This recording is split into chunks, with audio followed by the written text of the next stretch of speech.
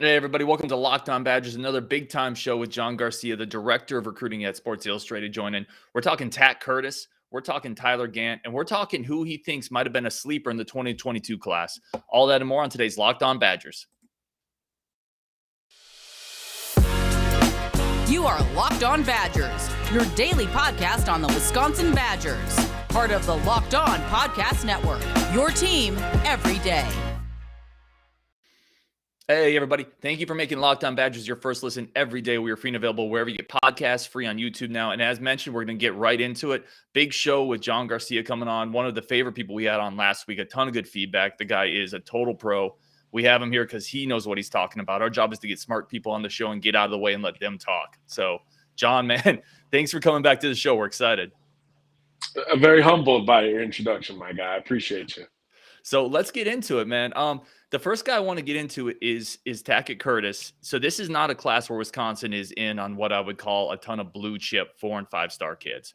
But Tackett Curtis, 6'2" linebacker out of Louisiana, he can go anywhere he wants. And this is a guy that Wisconsin has been in on, and I think they have a legitimate chance here. What is your feel on his game when you see him play?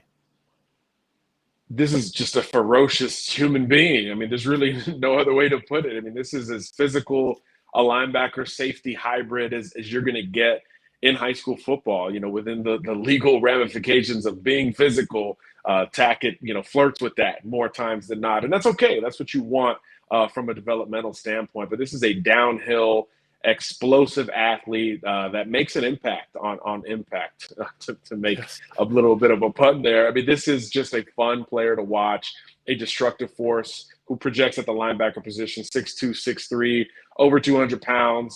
He's got the six-pack. He's an unbelievable weightlifter. I mean, there's so many things to like about him. And when you think of Wisconsin, you think of those back seven prospects, right? You think of linebackers and safeties that are aggressive and coming downhill at you. So he fits what that defense wants to do. And obviously, because of that, he fits what a lot of defenses want in general. And I think the Badgers are right in this thing. I mean, it's like you said, not flirting with a lot of big-time national recruits, but this is a coach's nephew in Louisiana who's got a national offer list, and I think the Badgers are getting that first official visit in June. So whenever you get on a kid on campus in general, it's a big deal.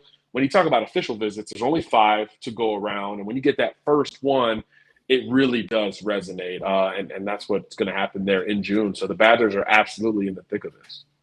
When you watch his film, so this is, I would say, I would put my vote here, and you watch a ton more film than I do. I'm mostly just watching Badger-related guys, some Big Ten guys, but I haven't seen a film, and you mentioned this much fun to watch. Just stand back and watch the explosions, right? He lines up 7, 8, 9 yards off the ball and just comes downhill. My impression was, because a lot of people can come downhill, he has kind of a natural ability to sift through the muck, right? It's hard to really quantify. Is that kind of what you're seeing? What about him aside from the physicality, which is awesome? What about him are you seeing on film that really gives him that 4- and 5-star, that elite level ability?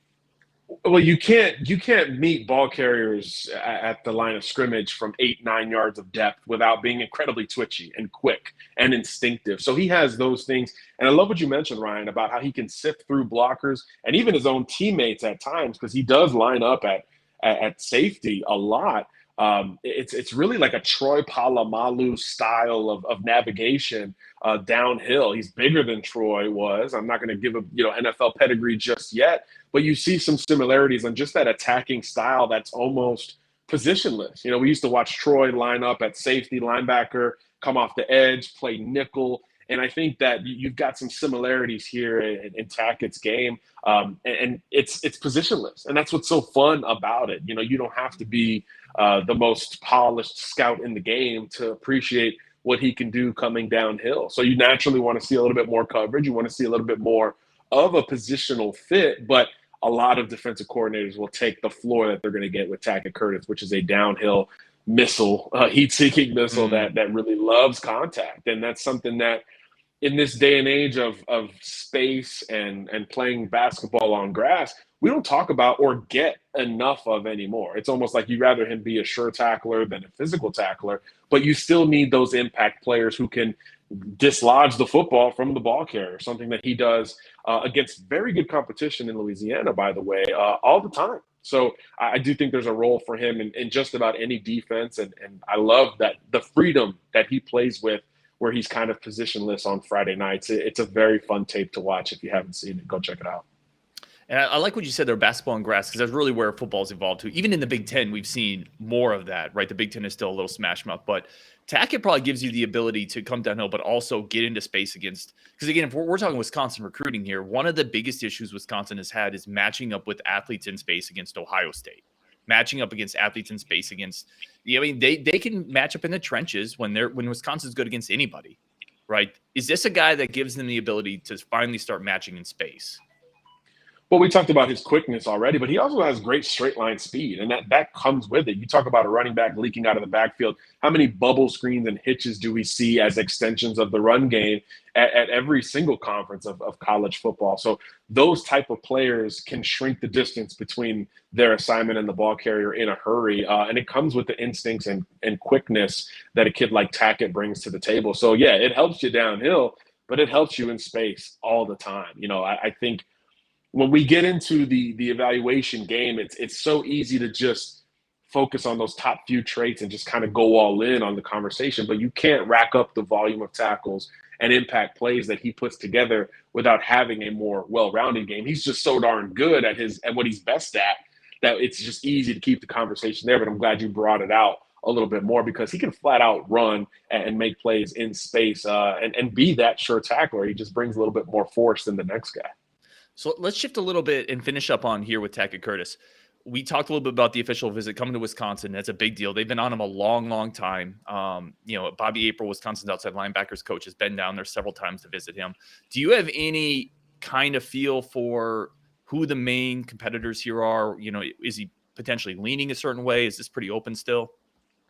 I think what's interesting about his recruitment is that it's not just bottled into that SEC LSU corridor. It's really spread nationally. So I believe he's going to take 3 officials in June. Wisconsin gets the first. USC is going to get one. I think maybe Ohio State is going to get that third one. So it's going to be a more widespread recruiting situation with Tackett. And again, I think when you're a kid, like you mentioned, Ryan, who's been coveted for so long and has offers so early, it's easy to just fall into something and jump on board and make a commitment. But it looks like he's going to get to that official visit stage before doing so. And again, he was just at Wisconsin a week ago or so. So going back to Wisconsin on an official in such short order should tell you a lot about the interest he has in potentially playing for the Badgers. And look, man, every time you talk to a kid about Wisconsin, he brings up, hey, it's the number 1 defense in the country last year. Right. So that selling point can keep the Badgers in it against any competition, today and moving forward for Tackett. So I think Wisconsin's in a good spot. That's awesome. All right, guys. Coming up, we're going to continue talking with John about last year's recruiting class. We obviously didn't get a chance to talk to him then. Who does he think in last year's class was maybe a little underrated? We'll get into that next. But first, guys, we're going to get into one of the show sponsors, one of our friends of the show, Built Bars.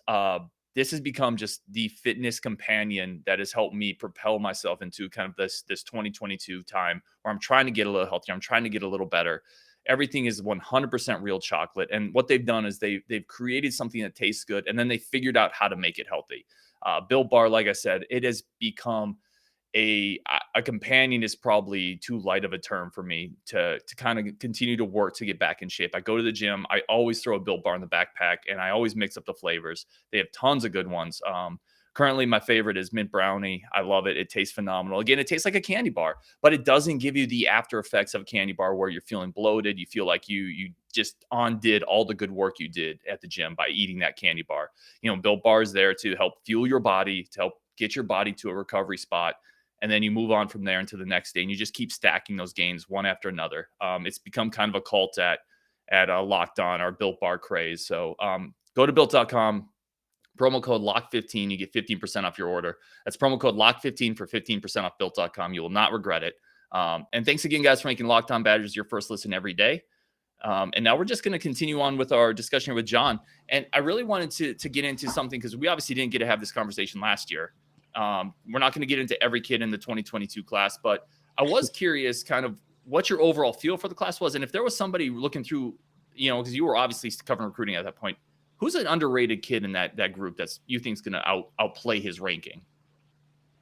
I think the group as a whole is a bit of a transition from what we expect from the Badgers. You usually expect heavy trenches, a pro-style quarterback, and some skill positions to supplement, but it was kind of the opposite in 2022. Heavy skill positions and a little bit light on the trenches. So I thought it was a interesting change of pace for the Badgers. They did supplement some with the transfer portal, and there still could be some movement, going forward because it's college football in 2022.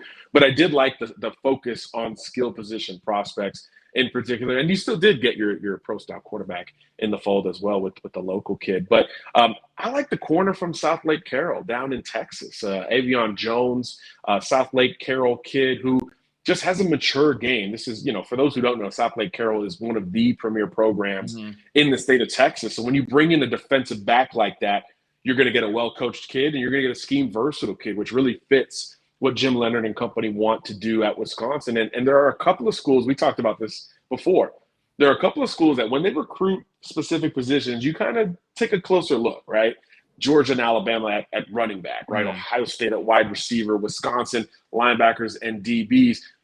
From a technical standpoint, they're going to be there. And you watch Jones's tape, and all of a sudden he's playing a ton of off man, which we don't see a lot at the high school level, and a lot of zone coverage with a strong consistency to attack the football. This kid has got good size, just under 6 foot at this point. He's played a lot of meaningful snaps at a high level, again, playing at a school like South Lake Carroll. He's played in the state championship game, for goodness sake. So those are the things that you like to build and develop with. And I think he's going to outperform whatever anyone else had him ranked because he just comes in that much more ready to contribute, maybe as a nickel initially, and then bumping out to corner where I do believe he will project within the Big Ten. So big fan of him. But again, I like what Wisconsin did, kind of attacking the skill positions as opposed to going from the inside out like we're so used to in the Big Ten and in the SEC in particular.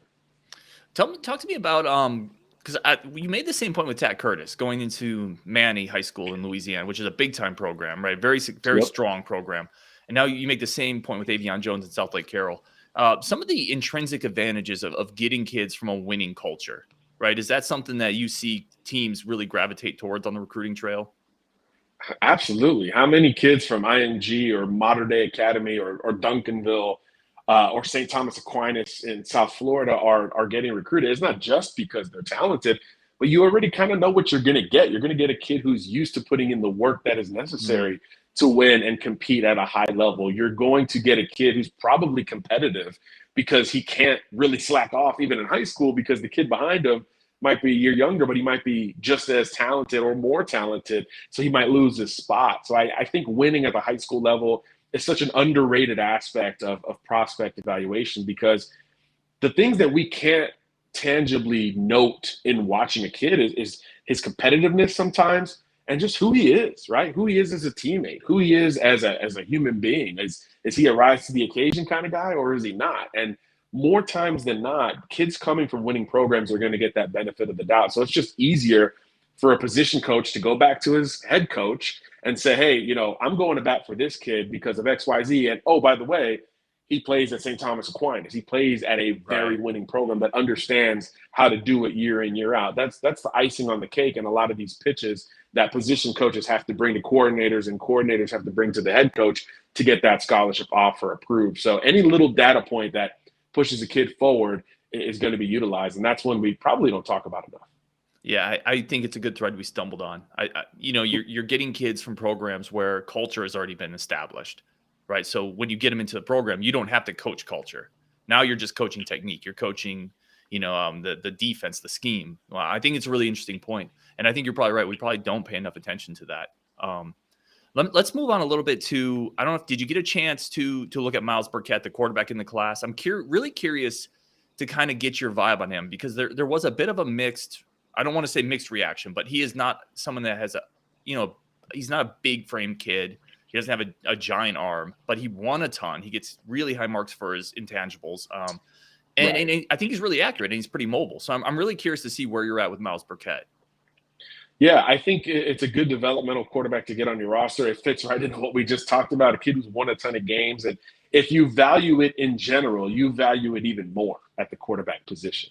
So I think that's where Myles brings you a bit of an advantage. And look, he's an in-state kid. He's a well-known kid who's going to go play for the flagship program. I think that's important as well. But when you watch him on tape, you mentioned, 6'1", 6'2", over 200 pounds. He's got a good physical build at this stage, but he's more of a ball distributor to me. And that's always knocked, Ryan. And I don't get it. The quarterback's job is to be a point guard, right? It is to distribute the football. And in this day and age, in offensive game planning, it's so much about getting guys lined up and getting to that first or second read. There's not a whole lot of complexities nowadays because these defensive ends are screaming off the edge faster than we've ever seen. And these quarterbacks have to make decisions that much quicker. So you can have the biggest arm in the world, but if you can't process, it doesn't really help you out. So I think kind of the ball distribution nature of his game is easy to knock, but it is very important and necessary when you're talking about winning football and consistent football. And look, you talk about he's going to Wisconsin, right? I mean, this is a program that is known to run the football and play defense at a minimum, right? So if you get a quarterback who can protect the football, manage the game, that's where you win. It's not sexy. It's not first-round draft pick. It's not what sells, Built Bars, right? But It is important to build in terms of your quarterback development and depth in that room. And he's not going to be asked to play relatively early, I don't think. So I think that's good for his game as well. And maybe he can add some of those other elements as he gets a little bit bigger and stronger in the meantime. But you see some off-script ability on tape as well. I think he can lower his arm angle a little bit. And you mentioned, Ryan, he's pretty solid mobily as well. So I think he's got the foundation to eventually have an impact, and it fits what Wisconsin wants to do at the position. Have we moved past the point where we're evaluating quarterbacks, and if they're under 6'3", if they're under 6'2", we kind of strike them off the board, right? I feel like we kind of have to get to that point now. Yeah, I mean, my God, just look at any level of football. It's, Kyler Murray used to be just so far over there that you could never bring up anyone else. But then, like, over the last 5-10 years, it's so many other guys that are 6 foot or under that are coming in and ripping things up. I mean, I'm 5'10" on my best day. And in high school, I was eye to eye with Tua Tagovailoa. I'm eye to eye with Bryce Young, with the reigning Heisman Trophy winner. I'm eye to eye with that kid. It doesn't matter the way it used to because the game has gone so lateral and it's become more important to focus on some of the other traits than height because even the linemen are getting a little bit smaller because you want better athletes up front to deal with another group that's getting smaller, which is the pass rusher. The conventional pass rusher is starting to shrink. So I think everything has been relative as the game has widened out. Yeah, no, I tend to agree with that. I think we've thankfully gotten into, I don't want to say a smarter era of sports, but I feel like we're into an era of sports where we're really analytically and just looking at players for their skill set and not just do they fit a mold, yes or no, right? And I think recruiting is starting to show that because Burkett is a guy who's about 6 foot. But like you said, if he can distribute the ball, he's mobile enough to avoid the pass rush. I mean, that's really that checks the boxes for a modern day quarterback. And then anything else he gives you is the program changing stuff, which that's TBD. Wisconsin fans should understand that with, Russell Wilson being their guy, right? I mean, he's still very popular, I'm assuming. You have to understand that as well as any fan base that's out there. But it is more in that direction, particularly as you mentioned, if you're mobile. I mean, you can't be a statue at 5'10", but if you're mobile enough and you can manipulate your arm angle a little bit, it does start to close those margins that used to be so easy items to knock off of the praise list. Right. No, 100% agree. All right, guys, we have one more segment coming up here with John. We're going to get into Tyler Gant, who is a big-time defensive end prospect in the 2023 class. Wisconsin has been on him a long time. So we're going to talk a little bit about him. And then we're going to just throw a couple bigger picture recruiting questions at John. Just as fans, where do you go to get information? What sites make sense? I'm not trying to put him on the spot, but just get a better feel for how we can, as fans, be a little smarter with the recruiting process and in the recruiting world. Coming in, guys, we do want to talk about another partner to the show, Rock Auto. Rock Auto is the best way in 2022 in the modern era to buy car parts.